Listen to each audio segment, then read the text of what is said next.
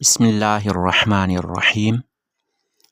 زیاد بن حدیر بیان کرتے ہیں کہ حضرت عمر رضی اللہ عنہ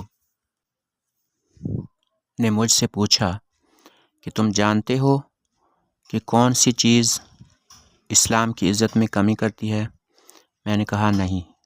انہوں نے فرمایا عالم کی لغزش، منافق کا قرآن کے ساتھ جدال کرنا اور گمراہ حکمرانوں کا فیصلے کرنا۔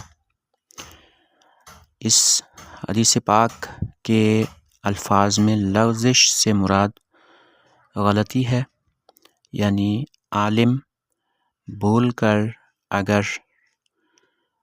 قرآن و سنت کے خلاف کوئی بات کر جاتا ہے تو اسے لغزش کہیں گے۔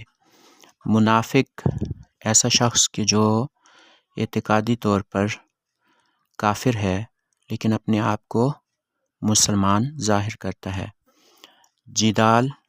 جدال کا مطلب جھگڑنا ہوتا ہے۔ گمراہ حکمرانوں کا فیصلے کرنا، یعنی ایسے حکمران کہ جن کو علم نہیں ہے۔